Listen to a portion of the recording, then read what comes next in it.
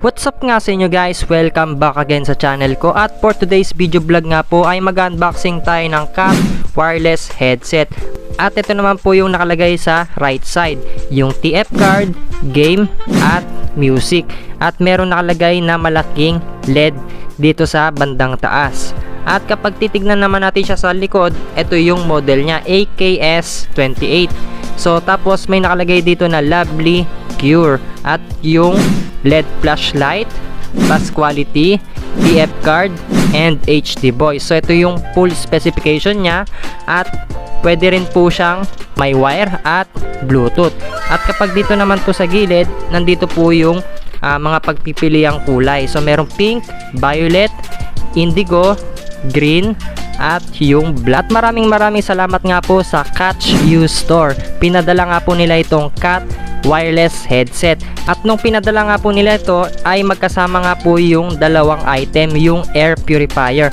So in-unboxing na lang natin siya pero pinakita lang po natin doon sa previous vlog natin. Panoorin nyo na lang po yung air purifier. At ito naman po, buksan na natin yung pinakaloob. At makikita natin dito na nakabalot pa po siya sa plastic. So napakaganda rin po ng kulay na pinadala sa atin. Ang kulay nga po nito is white, pink at black. So ang ganda ng color combination ng pinadala sa atin. At kunin na po natin yung mga accessories sa loob.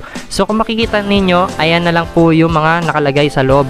So ito, bubungad po kagad dito yung wireless CAT headset natin, yung guide niya.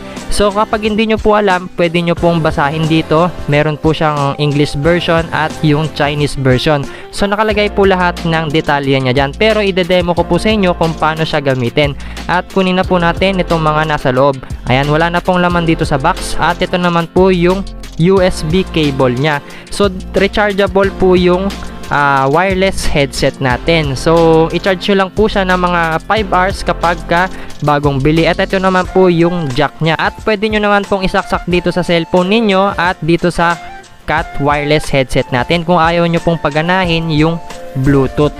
So ito, kunin na po natin yung CAT wireless headset, kung ano pa po yung mga features niya, kung paano po siya paganahin. So ito po, hilahin nyo lang po ito at balik nyo lang po siya sa dati. So dahan-dahan lang po, baka maputol. Pero hindi naman po madaling masira to, kailangan pa rin natin ng konting pag-iingat.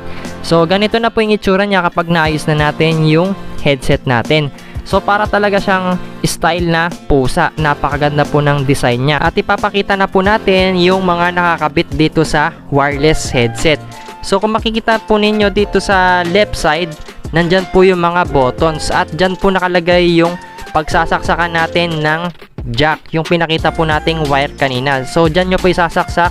At ito naman po yung sa charger nya kapag i-charge natin, at yung memory card. At ito naman po yung sa unang button, yan po yung power button, at yung volume rocker, MP3 button, at yung back button.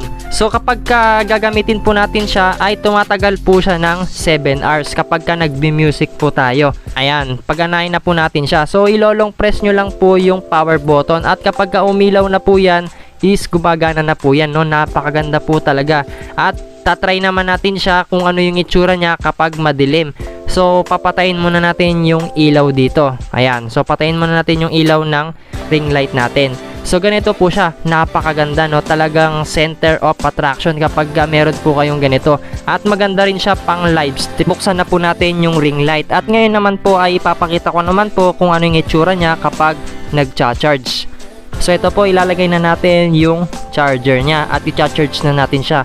So paalala ko lang, no, kapag bagong bili nyo po ito is i-charge nyo lang siya ng 5 hours. Hintayin nyo pong magkulay blue yung light indicator niya. So ito po, isaksak na natin siya at titignan natin kung ano yung itsura niya kapag nagcha-charge. So open na po natin itong sa extension. So ganito po yung itsura niya, kulay pula po yung sa light indicator. At iti-turn off ko nga po yung ilaw para makita po ninyo kung ano yung itsura niya kapag nagcha-charge. So ganyan po yung itsura niya, kulay pula. At ipapakita ko naman po yung itsura niya kapag full charge na. So ito po, chinarge ko siya ng 5 hours. At ito nga po yung kulay niya, naging kulay blue na po siya. So pwede nyo na po siyang gamitin. At tumatagal nga po ito ng 7 hours kapag diretso po natin siyang gagamitin. Ngayon nga isusubukan natin siyang paganahin dito sa wire niya. So paalala ko lang po, pwede siyang gumamit ng wire at yung wireless dito sa Bluetooth. At mamaya nga ipapakita ko sa inyo kung paano siya i-connect dito sa Bluetooth. At kapag napasok na nga po natin yung jack dun sa headset, ito naman pong kabilang dulo is isasaksak nyo lang din po dito sa cellphone. So kapag nasaksak nyo na po yan, pwede na po kayong magpatugtog ng music na gusto ninyo. At magpapatugtog tayo dito sa YouTube para mapakinggan po ninyo kung ano yung music niya. At napakaganda po ng bass quality nito.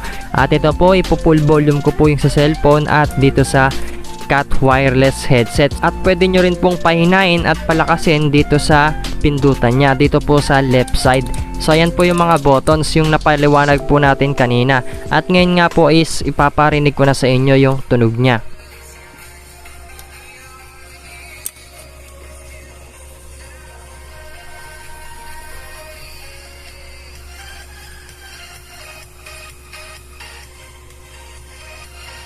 At napakinggan na po natin yung pinakatunog niya. Napakaganda po ng quality at bass ng tunog.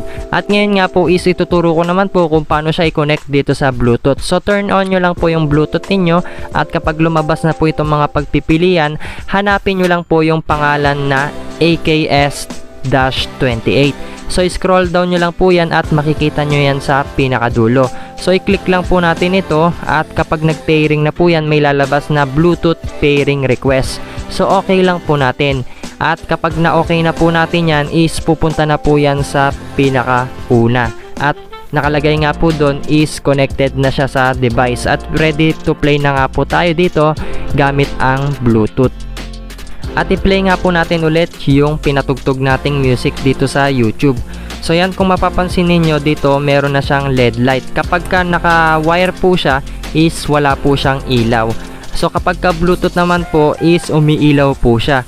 At kung mapapansin po ninyo, lahat po ng parts niya rito is umiilaw dito sa tenga at sa bawat gilid. At ipaparinig ko nga po sa inyo yung tunog niya na gumagana po talaga siya.